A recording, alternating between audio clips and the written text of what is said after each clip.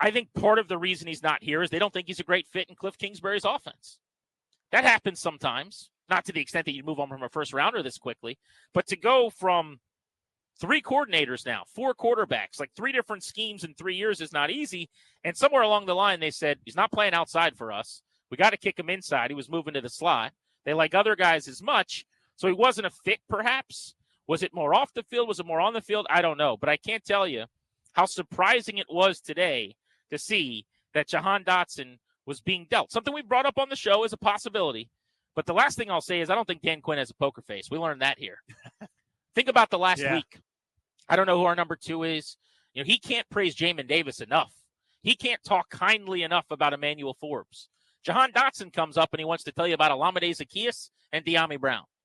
They just, for whatever reason, didn't hit it off. He and Dan Quinn, he and Adam Peters. And I would say that became pretty apparent today. You can underline and bold that. Yeah, I thought if he was going to get traded, it was somebody that loved him coming out of school and gave you really good value. This is very little in return for a first rounder that's pretty cheap for the next 3 years. 5th-year option, still way below market value for a guy that would presumably start for somebody, right? This is giving up right now, not being worried about being burned over the next 3 seasons. How confident must you be that at no time will this guy break out because you got the difference between a 5th and a 3rd rounder for him? With years left, what's the rush? Right? Like if you had 2 other guys, rookies chomping at the bit that you had drafted, or another young player that you'd acquired, or something like that, that it's about to break out and go for 75 catches and 1,200 yards or something like that as a deep threat opposite Terry McLaurin. If you just drafted Malik Neighbors to go opposite McLaurin, you go, this dude's expendable, right? I get that, or any of the dozen of those guys that went in. But you're clearing space for Byron Pringle and Jamison Crowder, for Bryson Tremaine at this point. Like, what are we doing? It tells you they thought so little of him that it wasn't even worth having him stick around and find out. Yeah, right? Possibly, yeah. I can't. That's the part I can't get past is if somebody had called them in and given you a stupid offer, so we'll give you a 2nd for Jahan Dotson. You go, all right, that's a gamble that's worth taking. We'll stockpile. We'll do what we did this past year. We'll have extra assets. We'll be able to move around the board, etc. This is basically a 3rd for a 5th, and the difference therein is where Jahan Dotson lies. That's a very low opinion of somebody. Yeah, I think that whatever the opinion was, he can't beat press coverage. We don't think he's physical enough.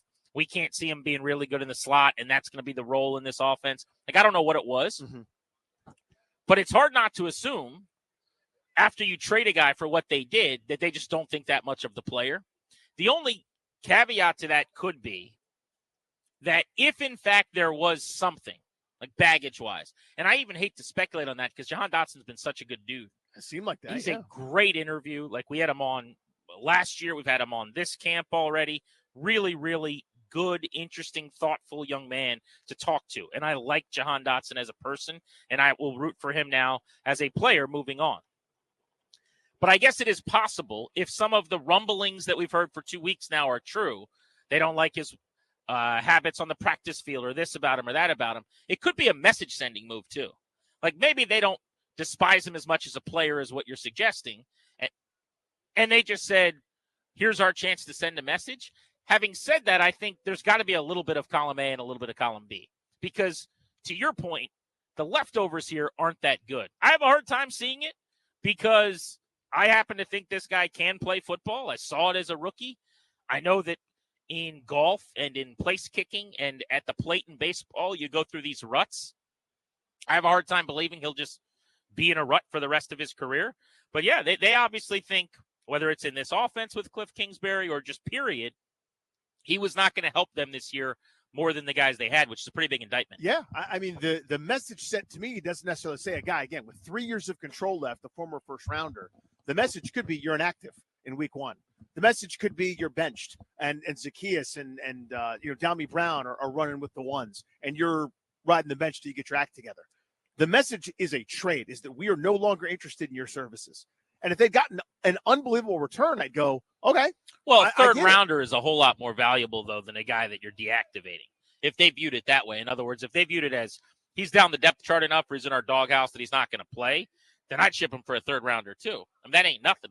That's Luke McCaffrey, who, by the way, is very interesting in all of this. We should get to him in a minute. Well, yeah, that's intriguing. But my pushback is 3 years of a first-round pick under team control who has no rights. Yeah, they don't care if he was a first-round pick, though. He wasn't their first-round pick. Well, they should, because they could pick up his option year if they wanted to, right? They're entitled to that. They inherit that. They inherit a first-round pick that's under control for 3 years. They are so unbothered by what he might do elsewhere that they're willing to take a future draft pick. This wasn't before the draft where they got a third round this year.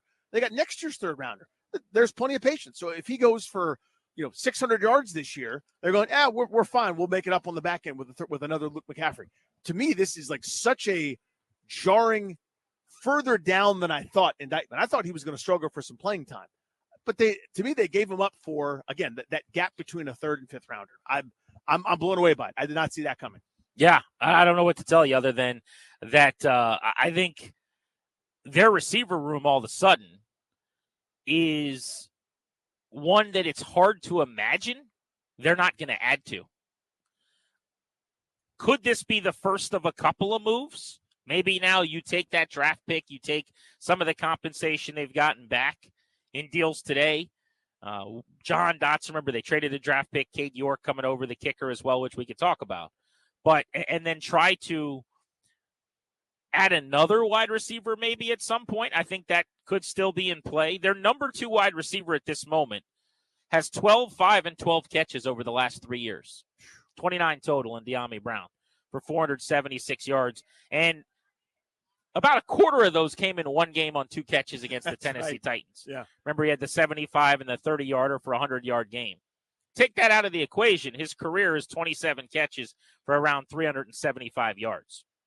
If you look at the total number of catches for non-Terry McLaurin wide receivers on this depth chart right now, Dyami Brown, last season, 12.